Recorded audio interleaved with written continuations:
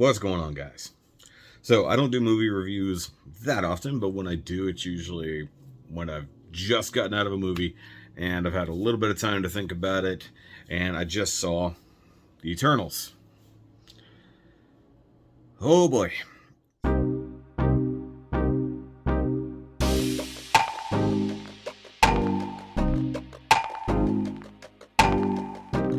So, I've been avoiding as many spoilers and as many reviews as I possibly can, though unfortunately sometimes I follow channels that have been talking about it. You know, it just came out, but that doesn't matter to reviewing channels and stuff like that who get early access, or people who are reporting on the news about the movie, such as its horrendous ratings. Now, initial thoughts. I was excited about this movie because it was something I don't know anything about, and it seemed like a cool concept. You know, the whole idea of these literal eternal beings that have been here almost like superheroes the whole time, fighting these things behind the scenes, saving humanity for the longest time. And then all of a sudden they disappear, they just blend into the background, and now all of a sudden they're needed again. Things, I don't even know how to go about this. So, first off, it was a good looking movie for the most part.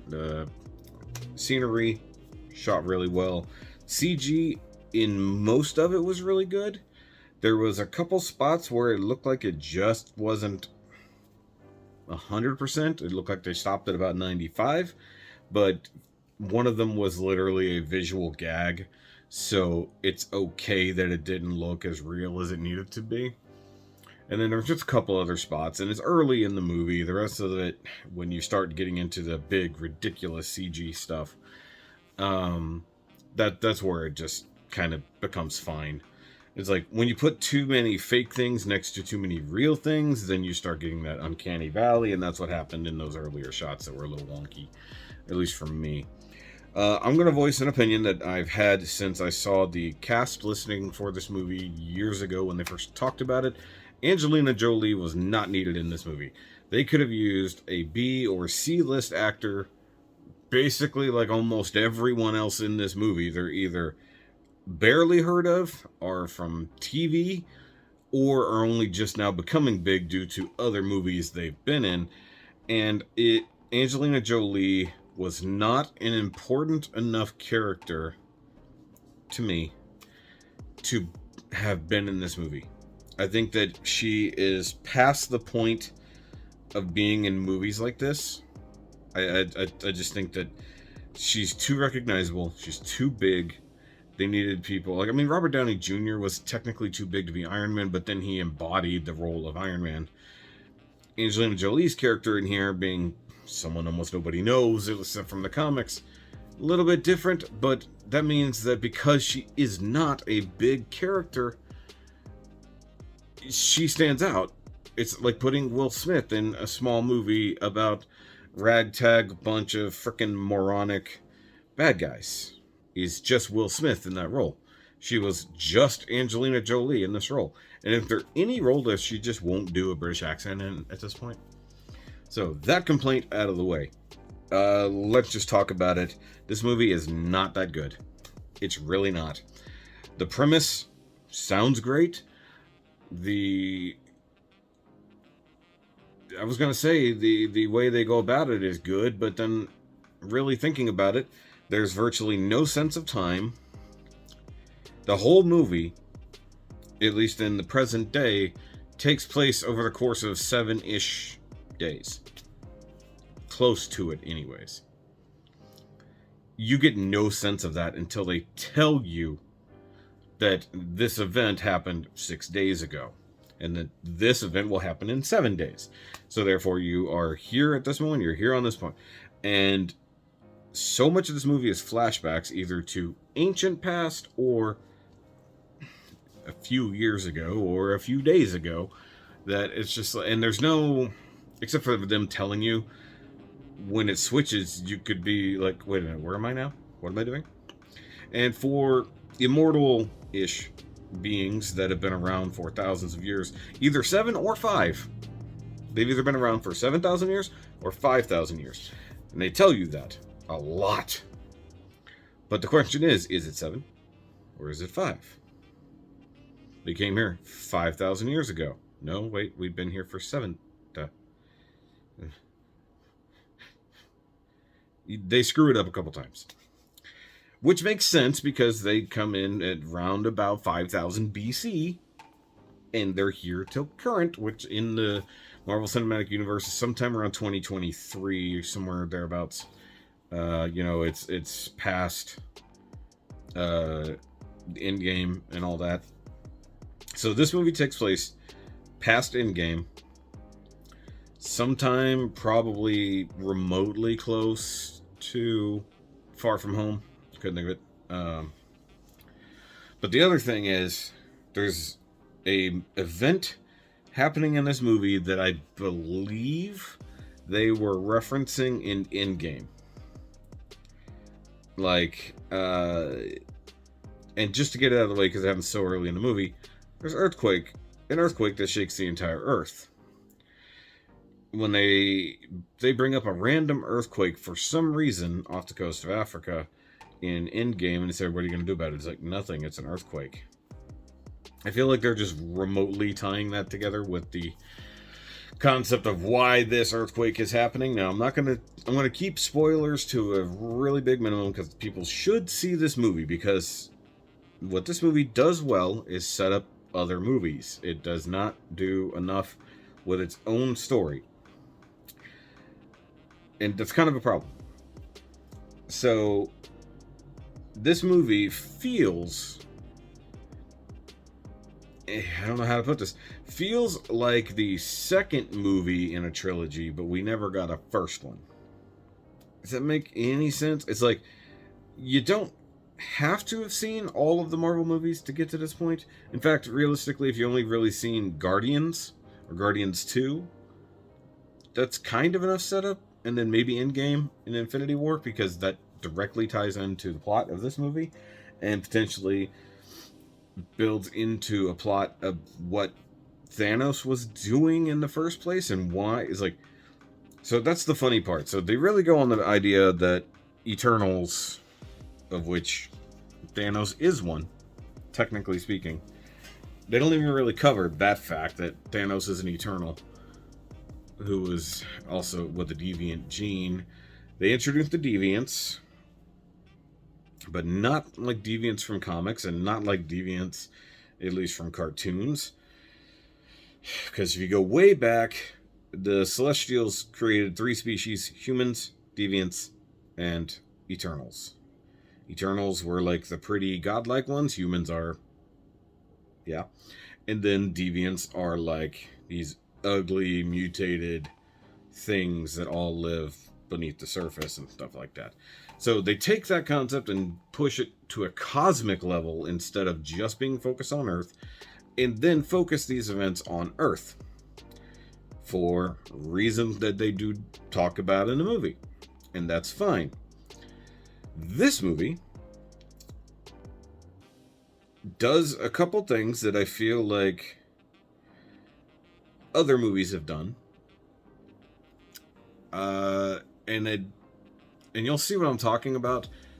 There's a section of this movie that I just went, oh, they're doing Justice League. You'll see what I'm talking about. If you've seen the movie, you know what I'm talking about.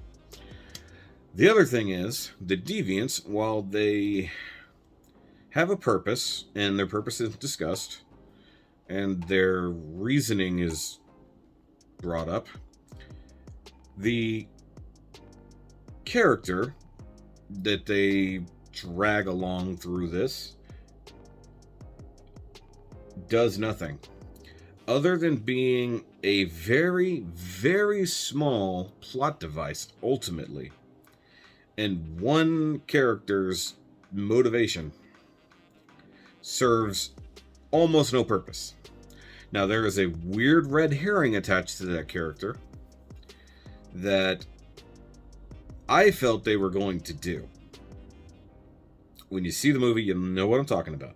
There's a thing that's happening, there's a thing they're attempting to do that this character could literally embody. And they don't go that route in any way, shape, or form, and honestly would have made more sense for a movie. This movie, like I said, seems like it's just doing setup for other movies. Now, it's either setting up New Guardians or it's setting up the other... there's another movie that's coming out. It's not just Guardians, but there's another one that's going to be coming later, or series at least, that's coming later. It introduces a character that we know as the fans who he is. And near the end of the movie, you start getting a tiny bit of payoff to his character, and then things happen. And then you go, well, we just abandoned that shit.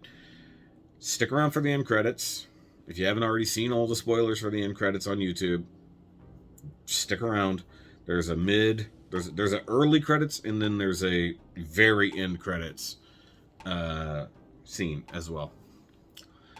Which the mid-credits scene is just more setup and bringing in a surprise-ish character. The final credits scene is dealing with the character that we were kind of robbed of, but also adding a character nobody saw coming. And because I was ever so slightly spoiled by thumbnails, it's pretty cool that that's how they chose to bring that character into the Marvel Universe, or at least introduce, I should say. They try, one of the more annoying things is they try to keep Kit Harington's character, Dane, in the movie, throughout the movie. He's in the beginning. He's shown to have an important part to one of the other main characters, Cersei. And I believe that the main reason for having Kit Harington play this character is for a line that is right at the end of the movie that will be a meme by the end of the weekend, and if it's not, we have failed as an internet society. Because it's just that funny. Even Miss Shoki was like, ah!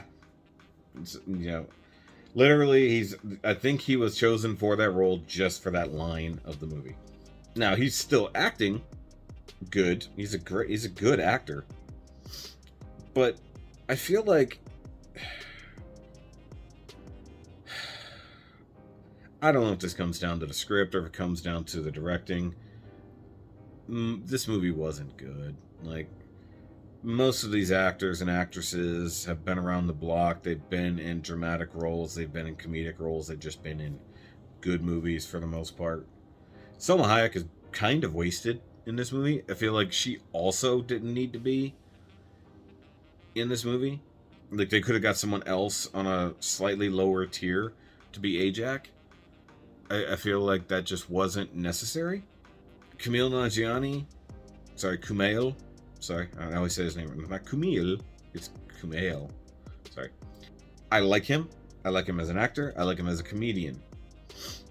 There was a lot of weird direction in this movie, and I've gotta wonder if it's because the alien nature of the Eternals made them just odd, like a little odd. But then some of them have zero effort blending into humanity, and then other ones, especially when talking to each other, are just weird. I don't know. I don't know. Gilgamesh is by far one of the best characters and one of the least utilized. They give you enough characterization in his really main scenes to make you really like the guy. And then they just kind of throw that aside and like, this is my purpose. I'm going to go do this. And this is what happens to my character from the rest of this movie.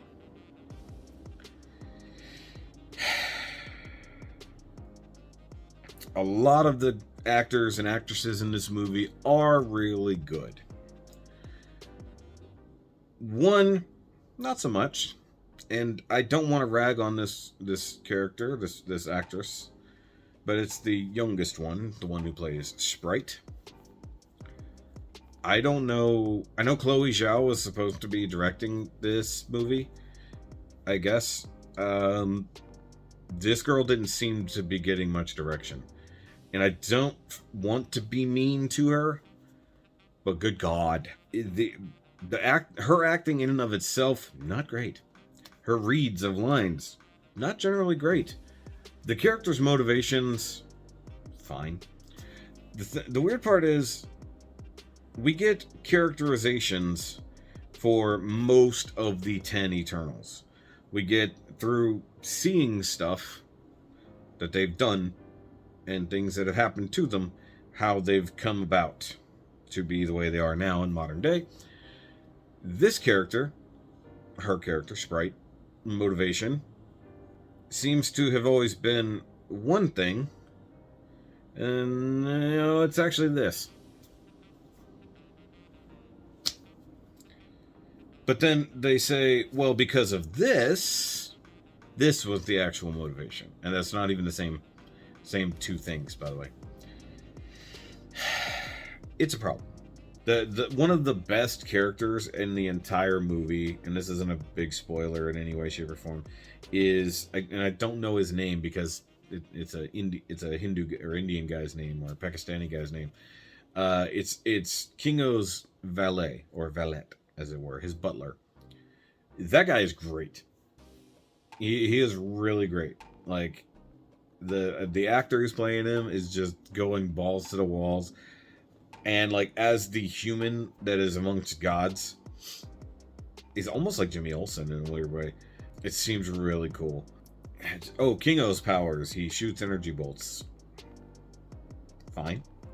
But he literally kind of does a Kamehameha at one point. Icarus's powers, basically being Superman, fine. But then there's times where it's like, if he's supposed to be like the strongest, he's supposed to be the big badass of the group, how is this happening? And then throughout it, you get really quick introduction to what everybody's powers are. You've got, can build things out of nothing, can change one type of, can convert matter to other matter, can control minds, can basically heal people and themselves. Super speed, makes weapons out of nothingness. What does everybody else do? Illusions, which is cool. Basically, like, every type of power that we see, actually, as Guardians have, the Eternals have, which is really funny. To think that and it seems to be cosmic powers, like good old cosmic abilities. It even seemed to be stated as such, as cosmic energies that let them be the way they are. But then sometimes they're nerfed just due to situation. Look how badass we are. Look how nerfed we got. And then I guess this is hard to do without spoiling shit. If you put together this thing and this thing, it sort of explains the nerfing, but it's not done well. And also, explaining things is something this movie does a lot of. Lots of exposition, especially at the beginning. This movie is in a hurry to get to its plot. Like, you get to the modern day actions and things that are the events of what's happening in modern day fast. Like, you get through the initial scenes, which starts out 5,000 years ago. No, 5,000 BC. See? That's how they get you. And then we come to the modern day, and it jumps straight in, and then you start getting exposition about all of this other stuff. There's a lot of exposition, and it's a bit clunky in some parts. And this movie runs over the course of the 5,000 to 7,000 years, because we still can't decide which one it actually is. And yes, we do see them throughout the millennia doing different things in different civilizations and stuff happening and them building relationships or killing things one way or the other. And God damn it, like, this movie, like, there were some surprises, more or less, but you could also see that, like, with hindsight, you go, oh, okay. But then they couldn't. Characters die, I'll put it that way. And they use the death of said characters for motivation. That's usually what happens. In these type of movies, a character dies, gives the heroes motivation. How and why these characters died is my problem with it, because they already had a good explanation. They didn't have to go this route. Now, is it remotely close to the comics? I have no idea. Oh, by the way, don't expect almost any character resolutions, because there really aren't any. The funny thing about the Eternals, because of where they come from, they're immortal for the most part. They have all these superpowers, and they've been kind of living like humans for the most part. So they don't tend to do anything that would be long term for, say, humans, so they avoid a lot of those things, with the exception of one person who capitalizes on that to an extreme, which is actually a pretty cool thing for this character to do. But then his there's a minor spoiler that it was him who did it. His weird character turn doesn't hurt or help the plot. It just tries to throw an emotional wrench into things. But then the actions that the main characters are attempting to take come to fruition regardless of what any antagonist or bad guys are doing. It doesn't matter. And that's what's so weird about this. So this needs to happen. This gets in the way. This happens anyway, regardless of things getting in the way. That's annoying. And that happens a few times throughout the movie, so it's not just like one big deal. This movie tried to be good. It really tried really super hard to be good. It did. And it wasn't. It just was not good. It wasn't even fun. Like, there were good parts. Like, some of the fight scenes were really cool. Like, legitimately cool. The plot of this movie is actually pretty good. The execution of said plot, not really. I mentioned that we have a 7-day window for what's happening, essentially. And the plot has to happen. And this movie knows the plot has to happen, and it throws logic and time and other things completely out the window to make it happen. These guys, there's not really a spoiler for the movie because it happens in virtually every Marvel movie, they cross the globe multiple times in the course of this movie.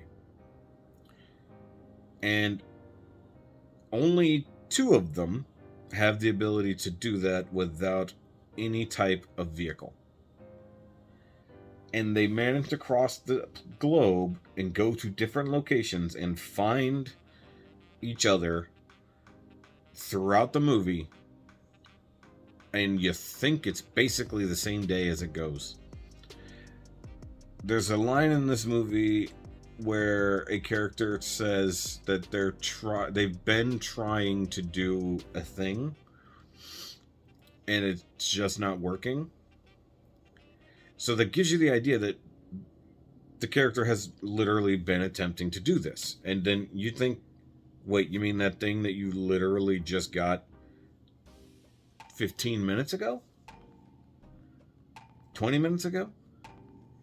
How much time has passed? And then when you find out it is literally maybe the next day, maybe 2 days later, we don't know. Because it's not until the end of the movie that you find out how much time is actually kind of going by. And you're like, how the hell are they getting...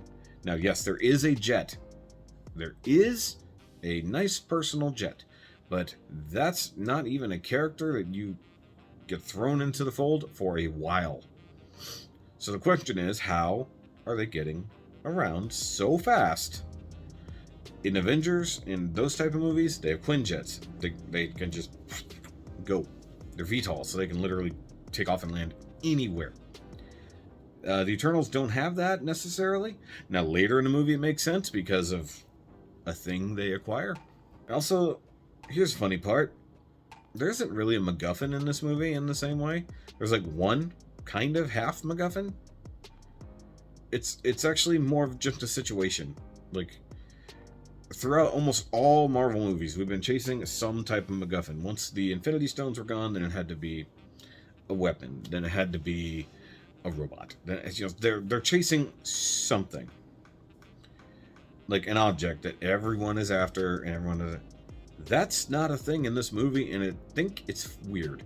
The ultimate objective to the movie that our characters are heading towards, whether good or bad characters, is not really a MacGuffin, and it's weird to be that way. It's just... And the resolution to the movie, the initial resolution to the plot, it kind of doesn't... I wasn't cheering for the, yeah, we did it. It was just kind of, uh-huh. And then I also was thinking the whole time, if something this big is happening, where are any Avengers? Where is any SHIELD, quote unquote? Any of these super powerful people that we know are still on or around Earth. And they are not remotely in this movie, given what has happened. Now, mind you, the final battle, so to speak, kind of is pretty quick, realistically. So, I mean, that would make sense. But given the giant-brained people who are still on Earth, who are still around to do things, whether that's Bruce Banner or any of the other major scientists who are looking at the Earth and or space, would have noticed very quickly what was going on and started doing something about it. That's not a thing. They wanted this to be the Eternals are the only ones who can deal with this. It's their problem. They got to deal with it. Nothing else matters. They even bring up the Avengers, and you've seen that scene in the trailers. But it's like, if they had any help along the way, fine. Now it might have been proven that they didn't need the help once it got there. Maybe. Or it would have been in the way. Like, stupid humans and their silly machines might have gotten in the way. But maybe it would have been actually a pretty big help, given what was going on. And just... everything got wrapped up way too easy. Every problem came with a solution that was, in some ways, a Deus Ex Machina. And I don't like using that off the cuff, but like, and it's one of those things. It's just like, wait, how is this happening? And then they explain it to you later that this is what happened, and you're like, I mean, yeah, but you didn't even allude to that being a thing. Not really. Okay. So if the characters are discovering things at the same time as you, there was nothing. At least when I was watching this movie, I did not draw any of the conclusions that they gave to us. In fact, my brain was going a completely different direction the whole time. I'm like, this is the way this movie seems like it's going, and then it goes the other way, and you're like, okay. And then they have the final solution, and you're like, oh, I guess that, yeah, but really? Okay. And then the next ending happens, which is the first credit scene, so to speak. And then you go, well, so much for that. And then the next credit scene goes, okay, so then there's that. And then the last credit scene is like, this is actually something I wanted to see. I don't know. This was just disappointing. Like, it just wasn't as good as it could have been. It was clunky, definitely rushed. Some CG looked unfinished. There was an entire antagonist that I felt was wasted. And it seemed like it was going somewhere. And then it didn't. And then other parts of this movie just did whatever the fuck they wanted. Even though they had previously discussed doing other things. Entire plans just sort of... And then sudden solution to the problem comes up. Character motivations are all over the place. I don't know. I don't know. This is the problem with this movie. I had almost no expectations. They hide the main concept away from you for a while. You could probably work it out. Once it's dropped in their laps, it is just a giant exposition dump. And then you get this happens, and you go, why? And then you find out this only really happened to make this happen, and then this happens for no real reason. When a storyline just comes to a dead end in a movie, it feels dumb. Like, that was not a resolution to that story arc within the movie. You'll see what I'm talking about. Maybe you'll feel the way I feel. It was not a resolution. It was just an end. It was just... And then nothing you could have wanted to come from that happened. It just ended that chunk of story. Just, nope, done. And you're like, but this movie was frustrating, guys. It was pretty. Some of the acting was done well. There was no extra Marvel influence into this movie. Like, no Avengers, no extra cameos from characters we've seen before, except maybe on the news. I don't know if Christine Everhart was even in there. But the news was on in a couple times, but I don't know that it was ever like her specific channel. Plot contrivances, characterizations that were flipped, and then kind of went one way when they set it up to go another. And once again, Angelina Jolie did not need to be in this movie. I think that she needs to stick to... You know what? I'm just going to say it. Angelina Jolie doesn't need to be in movies anymore. I really think her time is done. Not that she's, like, done acting, so to speak, but it's just like, you're kind of just playing the same roles over and over again. You're just playing a badass spy, a badass Tomb Raider, a badass mom forced into a weird situation, or a badass warrior goddess person. And just like, I think you're kind of done at that point. Like, just go retire, you know? It's like, I feel that way. I really do. I feel like Angelina Jolie is done. She doesn't need to continue. She probably has too much money. Just go do what you're going to do. Live your life. Direct if you want to direct. I think she's done some directing. But just, you don't need to be on screen anymore. You know? Help out the next generation. I think a newer, lesser known, even a B-tier actress, I don't have one off the top of my head, B-tier actress could have done easily what she did, and it probably would have been fine and less distracting because it's just not Angelina Jolie. Same with Selma Hayek. Didn't need to be Selma Hayek. It didn't. It absolutely did not. I think that she's like too above what this movie was. I just don't feel it. So ultimately, I'm not positive on this movie at all, other than it's set up other ones. It's the post-credit stuff that is set up, I think, is better than what we got in the movie. And that sucks. Setting up maybe Secret Wars, Secret Invasion, Guardians 3, what other cosmic ones we're going to have in the future, because now we set up stuff that's happening on Earth and we set up stuff that's happening cosmically. We've got all the stuff from What If that's going to influence Multiverse of Madness and Far From Home, or not Far From Home? No Way Home. And then Venom, so you got Venom in there, or Venom, Let There Be Carnage, set up that concept. We've got Morbius coming that is also rolling into one of the Spider-Verses. We're not entirely certain which one just yet, because it kind of alludes to two of them at very least, and then may or may not even roll directly into what happens after No Way Home. So and I'm starting to think, just by the trailers, No Way Home does not take place in the main universe. I think they, instead of pulling all the villains and stuff to our universe, I think they get transported to another one. I think that's what happens in that movie. Just throwing that out there.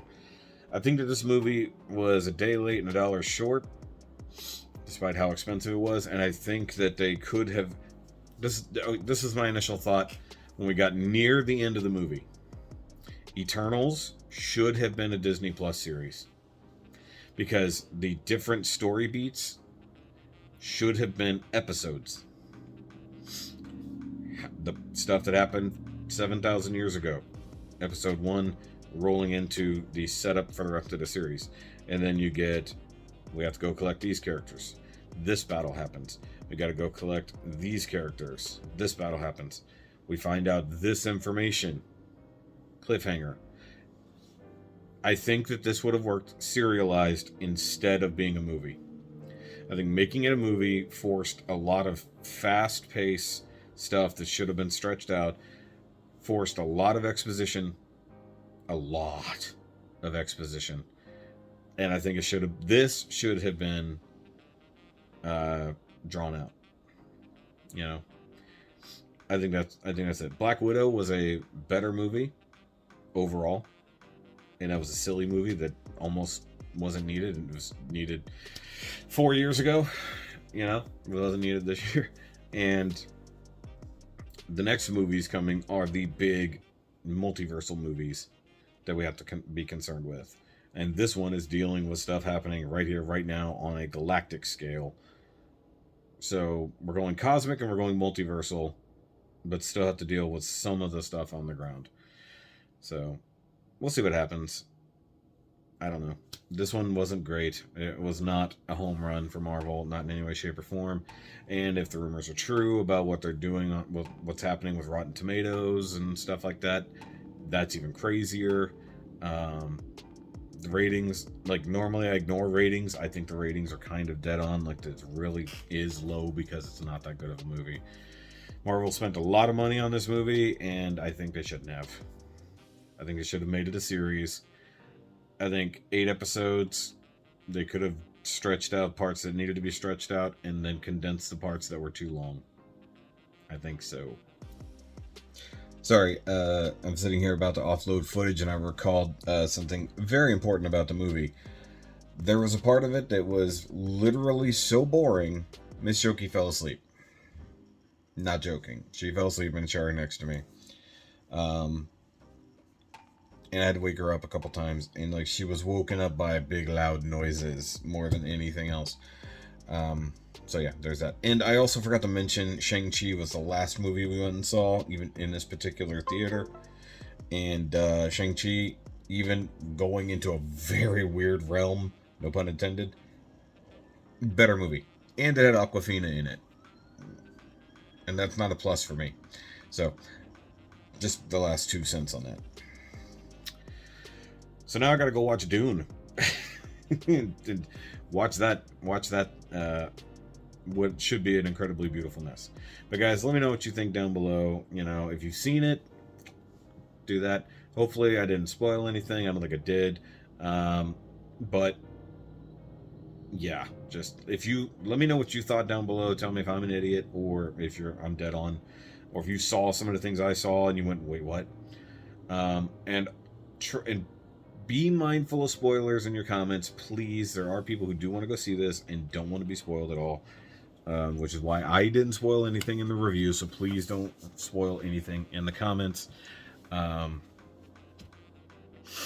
yeah, that's gonna be it, guys. I got a lot of work to do on editing. I've been reviewing a whole bunch of stuff, trying to get caught back up. I've got piles around the cave here that I'm finally reviewing. I'm sitting in front of my review desk currently. But I'll see you guys next time. Remember, as always, keep on nerdy.